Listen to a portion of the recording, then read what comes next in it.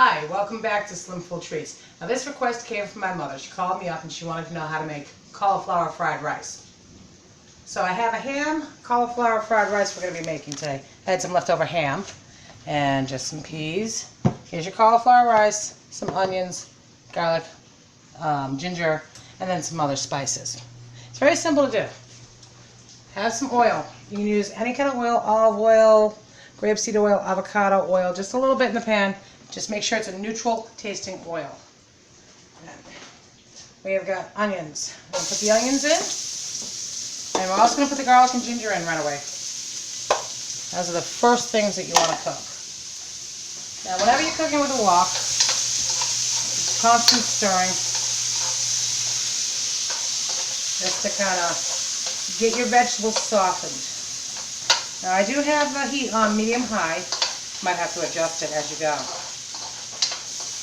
Cauliflower fried rice is one of the simplest things. It is very easy to make. It is very good tasting.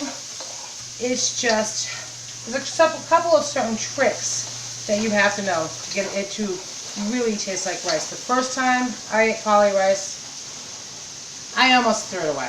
It was, actually I think I did throw it away. It was just watery and disgusting. Cauliflower is one of those vegetables that just give off an awful lot of water. I had bought a prepackaged cauli rice. I suppose there's nothing wrong with them. I just prefer my rice to be fresh. So here in the summertime, cauliflower goes real cheap. Every time I go shopping, I buy 1 to 2 heads. I rice them up. I put them in a bag in the freezer, freeze it, so I can use it later.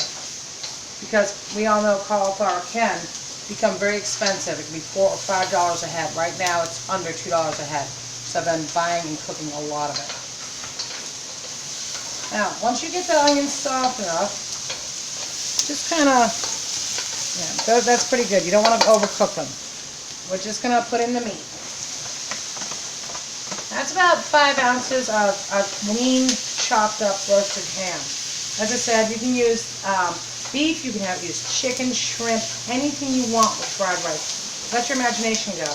I just happen to have leftover ham. Sometimes I'll even chop up a thin slice of pork chop.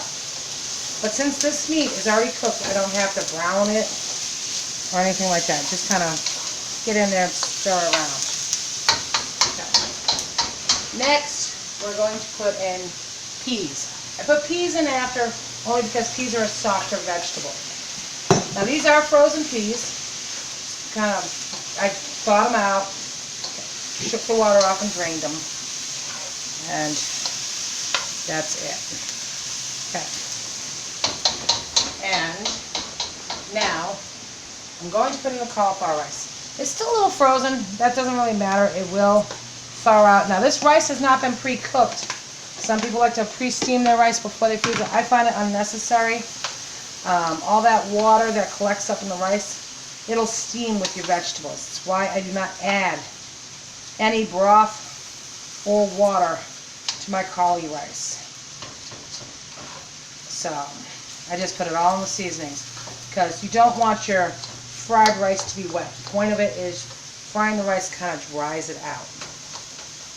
I'm going to turn the heat down just a little. Now, you don't want to overstir this and you don't want to overcook it or else it'll turn to cauliflower mush. You just want to cook it just enough to heat it up thoroughly and get some of that water out. Just breaking up some of the frozen parts. I didn't let it thaw all the way, but that's alright. Your wok will take care of that for you.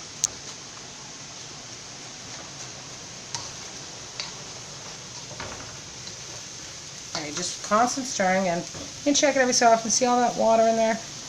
You want a lot of that to evaporate. As I said, cauliflower is just one of those very wet vegetables.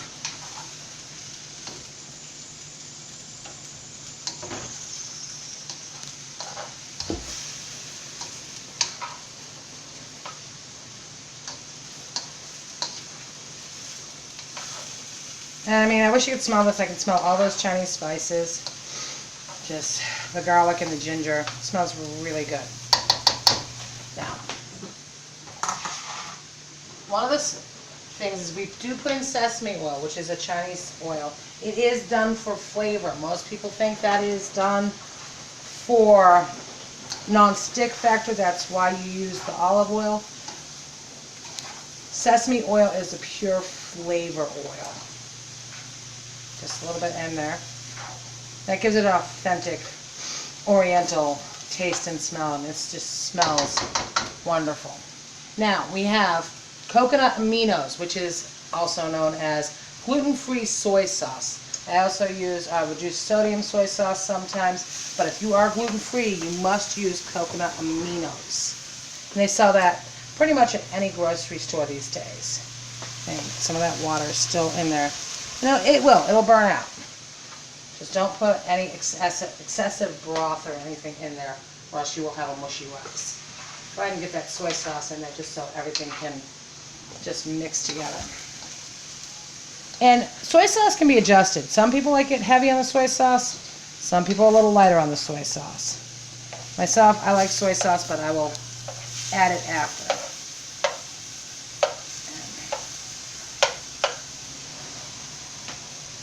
If it's a little wet, that's okay. But sometimes when it's just a little too wet, don't follow me over here, I'll be right back. You can use a thickener,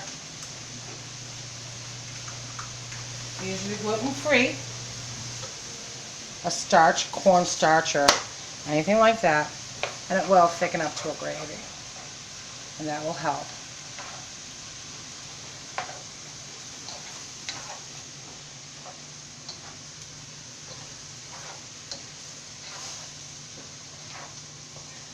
Most Chinese type of foods do have like that sweet sticky gravy in there. That's what makes them taste so good. You can do that without any sugar involved whatsoever. Just using a little bit of cornstarch to thicken up. Make sure you just rotate this while you do it. And it's a quick, easy meal, and it's a good way to get vegetables into you. And if people normally don't like cauliflower, cauliflower takes on the flavor of anything that you put on it. When I make my cauliflower jambalaya, it tastes like the spices I use, the Cajun spices and the tomatoes. I can make almost any type of rice dish that you can think of out of cauliflower. And some of them are better. My cauliflower jambalaya is one of them. Gumbo with cauliflower rice. There. And that's just done.